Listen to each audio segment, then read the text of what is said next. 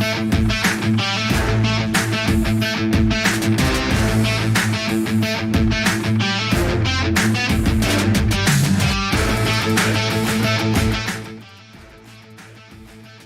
up, fellow Hoops fans? Welcome back to another episode of the Last Shot NBA show right here on Little Birdie TV.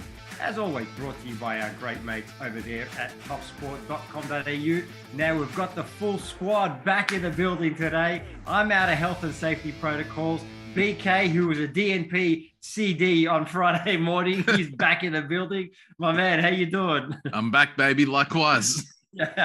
And we've also got Parky joining us a little bit later on. So we've got all three of our experts on board to talk all the NBA action. BK, let's get straight into it. We're going to talk about Game 6 of the Eastern Conference Finals. I tell you what, this kind of reminded me of one of those old school Eastern Conference, slug fests in a way. But I'll tell you what, the Miami Heat, they showed me something. They beat the Boston Celtics in Boston to push this thing to a deciding Game 7 today. They did it on the back of an incredible 47-point performance from Jimmy Butler. BK, were you as impressed as I was, or am I just caught up in the moment? I was impressed. I was surprised. I mean, we've been waiting for Jimmy Butler to do this basically all series. And, obviously, he was struggling, with that knee injury. Didn't quite look the same for the 3 games leading in. But when it mattered, when the Heat needed him, man, this guy was incredible. Like 47 on the road. We still talk about LeBron doing that 10 years ago, like it happened yesterday. And this was cut from a similar cloth. Like this was a big time performance from Jimmy Butler.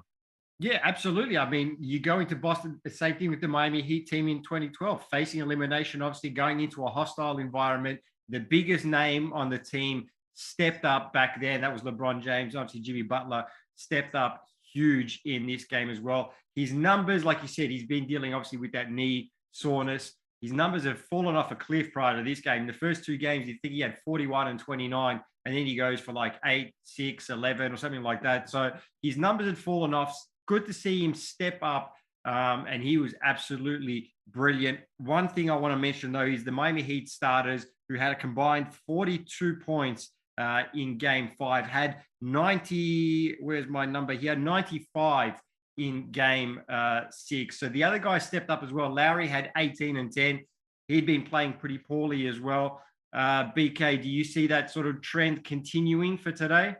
Well, this series has, given us no form of consistency whatsoever. Game to game, it's been completely different, whether it's a blowout, in Boston, a blowout in Miami. So we finally got a close game in this series. Now the momentum kind of heads into Game 7, and you've got to feel, coming off the back of that, the Draymond Green disrespect, the bulletin board material, like the momentum definitely has kind of shifted back in Miami's favor on their home floor. So I don't know, we're set up for a grandstand finish here.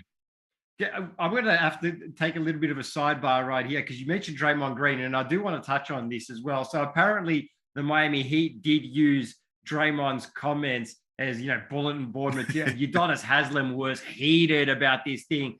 And I had to go back and see because I hadn't seen what he'd said.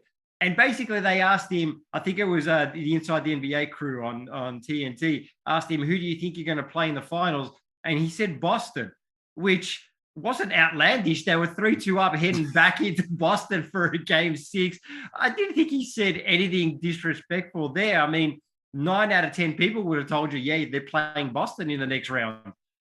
Yeah, look, Shaq kind of goaded him into that one. But at the time, I mean, the Heat were playing terribly. That they had it all to do. But that's what it takes for these players. You will find anything, any shred of motivation you can from anywhere, no matter how inconsequential it is. If you've got everyone writing you off, the guys waiting in the finals for you, no one thinks that you're going to make it through to the Game 7, leave alone make it through to the NBA Finals. The Heat, their championship odds had plummeted after that game. So I like it because you have to find motivation anywhere. And even if this is, I don't really think this is anything, but if you're the Miami Heat, that's the mentality you have to come out and play with. I know a few of the guys in the locker room prior to the game were saying to Jimmy Butler, like, we need 50 from you, and it's all in the response, and they definitely did that. So I like it. I don't think they broke the code. I don't know what code this is, but I like the bulletin board material. Yeah, look, I like the bulletin board material stuff, but Udonis Haslem was heated, man. Like he went up to the comment, like it was up to he went up to Jeff Van Gundy and Mike Breen and that, and he was letting them know, like, you know, this is for Draymond Green, and then I was like, yo, chill. He didn't really, you know what I mean? Yeah, I think you're overreacting a touch here, but look, he was doing a lot. But hey, he's doing a hell of a lot. All right, look, let's move on, forward to Game 7 today, BK, because obviously this is going to be the deciding game. There's a lot of questions around this game. Is Tyler Hero going to play? Can Jimmy Butler back up that performance? Because old mate Parky doesn't seem to think that he can. And I'm sure he's going to tell us about that when we get into the odds in a little bit. You know, can Kyle Lowry replicate the 18 and 10? Tyler Hero, I just saw a tweet from the Miami Heat. Tyler Hero is warming up with the intent of playing Game 7. So that's going to be huge for the Miami Heat if he's able to play. How do you see this one playing out, BK? I mean, you said it just then. Is Tyler Hero going to play? I mean, the Heat are saying he's doing everything he can to get out there on the floor, and that ultimately, you know, could prove to be the difference maker, because what we've seen from the Heat in this series, without Tyler Hero, they have a historically bad offense. They're putting up like 80 points a game without Hero.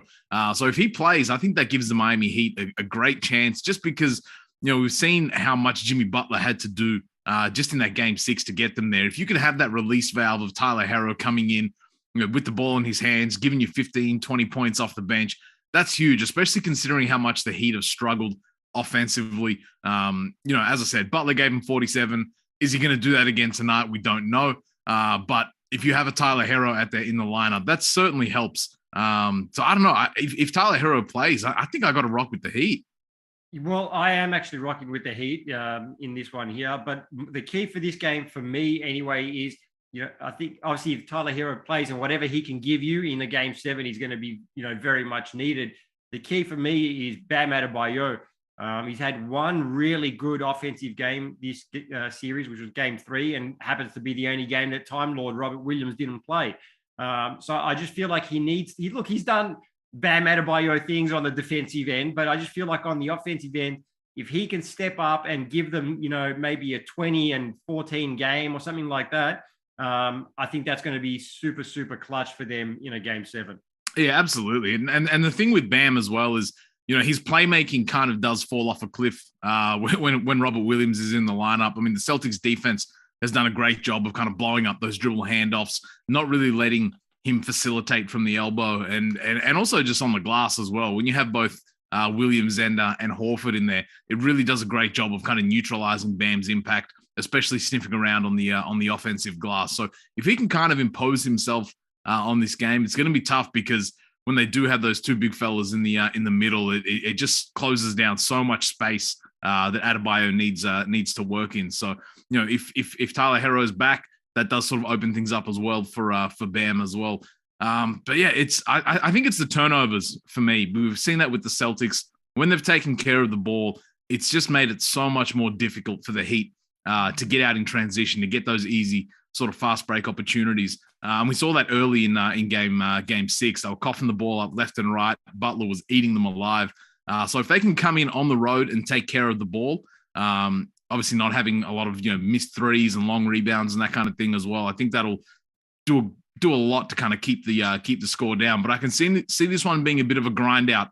We might get a little old school Eastern Conference basketball tonight. I'm here for it, BK. I don't mind a little bit of those, you know, old school style games here and there. The road team has won 4 games so far in this series, including the last 2. Obviously, Miami winning last game, and then Boston winning Game 5 in Miami. Does that trend continue today, BK? I always got to rock with the home team in a Game 7. I think it's just that little bit of an extra factor, especially with the Heat coming off a win. And the way that they won that game, considering how poorly they'd played leading up to it. Momentum's been the toughest thing to chart in this series. So it could really go either way, because each game has been completely unrelated to the previous game. Yeah. No, I'm with you, man. Look, I picked the Celtics in this series. Like I said, Miami definitely showed me something in that last game. I think just going back at home now, I think they're going to have the momentum. We'll get into that when we talk the odds and betting with Parky a little bit later. All right, BK, let's move on and talk about my favorite team, the Los Angeles Lakers, because, hey, watch out. The Lakers actually made a smart hire the other day. They've hired Darvin Ham as the new head coach. He will be the coach on a 4-year deal, according to Woj, who tweeted that out late on Friday afternoon. He had his first formal interview with the team on the Thursday. The Lakers offered him the job the very next day, and he accepted. Obviously takes over from Frank Vogel, who was let go at the end of such a disastrous season. But BK, you're with me, right? This is a smart hire by the Los Angeles Lakers, given where they are right now and the player personnel that they have. You know, I think Darvin Ham's going to come in and lend a voice of authority, I guess, in that locker room. For starters, it's nearly June and we're still talking about the Lakers, which is great. but this was the obvious choice. I didn't sign up for this, BK. It was the smart choice. And look, to be honest, we're probably surprised the Lakers made the right choice, but I think they did. Darvin Ham's got championship level experience, both as an assistant coach, as a player as well.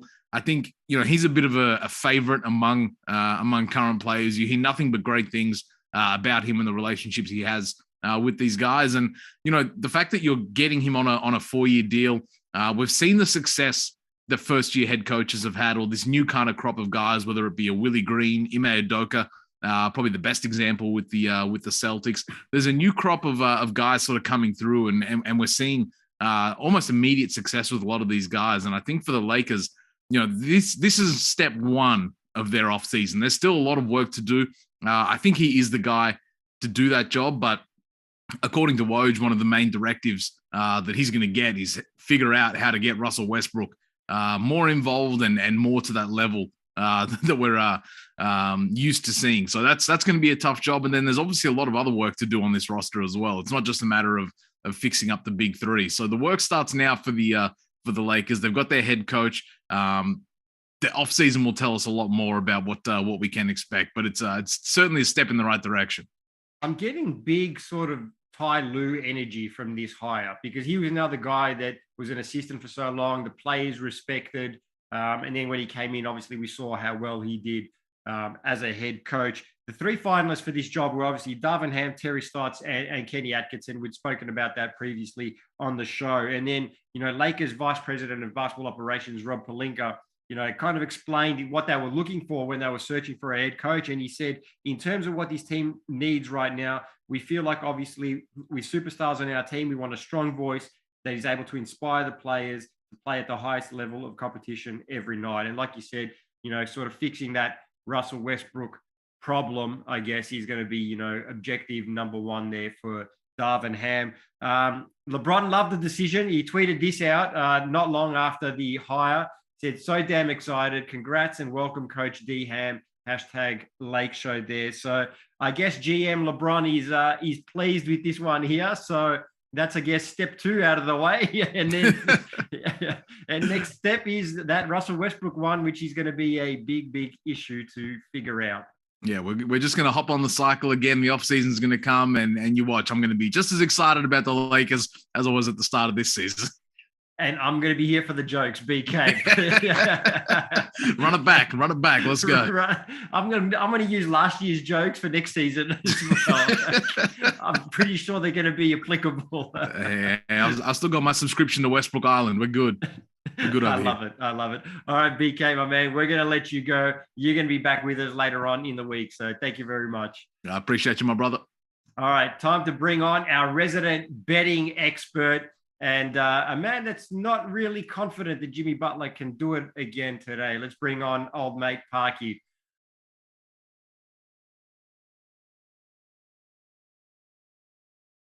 What's going on, Nick? There we go, Parky. Game 7. We've got me. I'm so excited. I was still on mute. That's how excited I am. After, no, for our Friday picks, we've got to go over our Friday picks. We went 1 and 2. We got the Golden State Warriors to cover the 6.5 in that. That seems so long ago now, talking about the Warriors Mavs series. But we missed out on the under, and then of course we had that debacle in Game 6.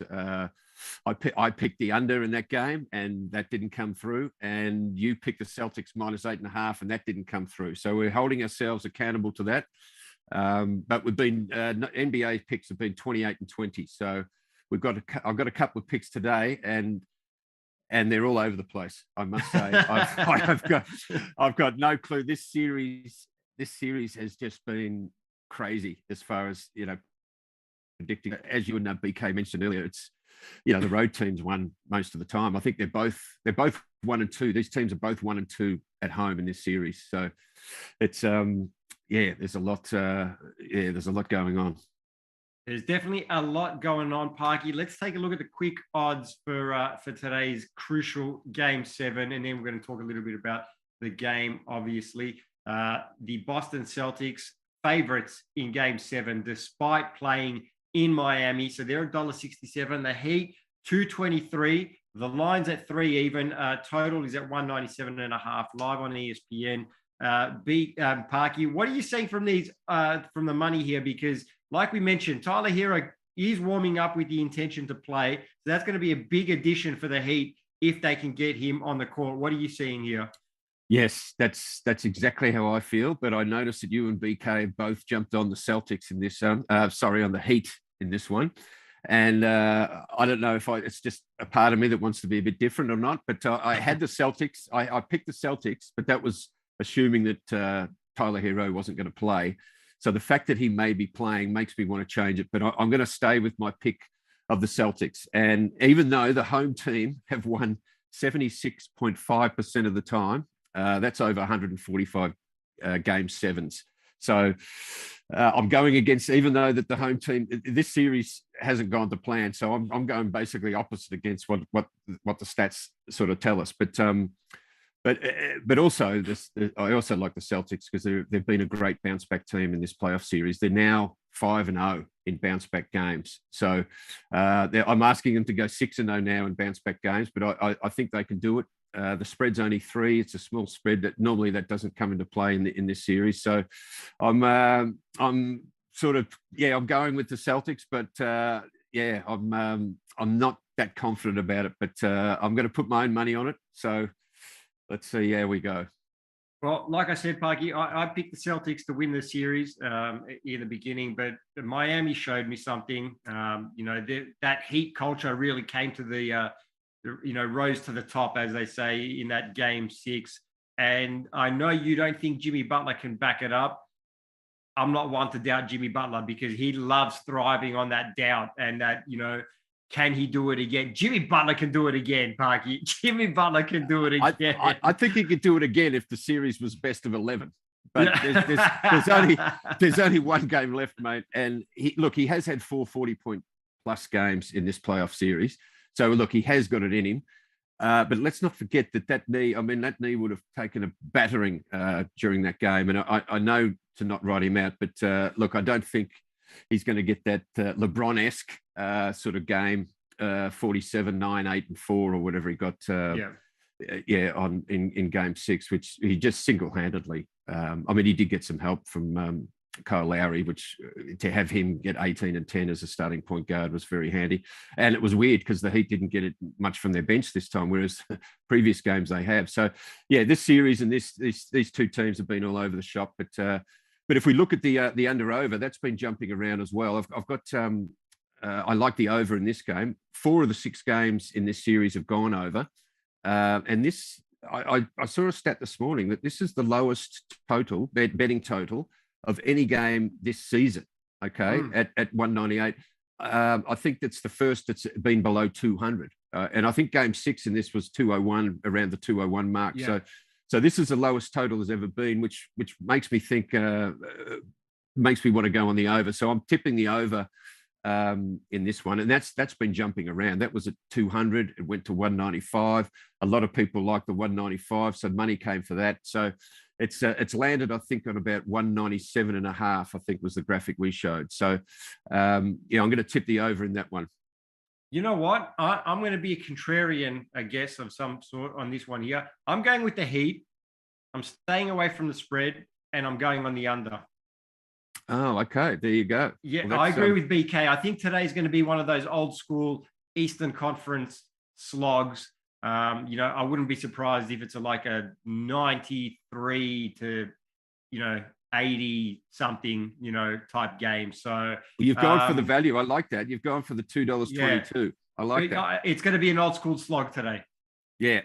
No, I think it could be, but I thought the same for Game 6, and that ended up what was that? 111, 103. So that's 214 points. So that Game 6 went over in Boston, and I don't think the Celtics really got going. They had some really dead spots in their offense. So, yeah, look, who knows with this game? But we've laid it down. I like the fact that we're a bit different, because that means one of us is going to be right on Wednesday. That's right, because we were both wrong on that second game pick. Exactly. So it's not a bad thing that that we're on the opposites here, because one of us will be right. But this series has been crazy. And the only thing I got out of Game 6, even though we didn't pick the right picks, was that we did get a Game 7 out of this. So I'm hoping to get the money back I lost on Game 6 in this one. That's when you know I'm a problem gambler. I love it, Parky. I love it. All right. That's going to do it for us today, Parky. Like we said, you're going with the Celtics. I'm going with the Heat. And I'm pretty sure, like I said, we're going to be texting each other throughout the day. Yes. And while this is all happening and these guys are bashing and beating each other up, the days are just adding up for the Golden State Warriors to get fresh. So that might give you a little tip of who I think is going to win the series, the actual final series. But they're resting up. They're using all this time. And these two teams, these guys are going to get a rest. They don't play till Friday. Game 1 is Friday, Australian time. So we'll have 2 shows to talk about that Game 1 and leading into that series. So really pumped about that. And another quick note, Friday morning is my birthday as well. So there you go. There you go. Oh, wow. We're going to have to go with your picks on your birthday, mate. All right, guys. Parky, we're going to catch you again on Wednesday morning. And we're also going to be joined by a very special guest live from the US as well. So, Parky, we'll catch you Wednesday. Yep, look forward to it. All right, guys, this has been another episode of the Last Shot NBA show here on Little Birdie TV, brought to you by our great mates at topsport.com.au. We'll see you guys Wednesday morning.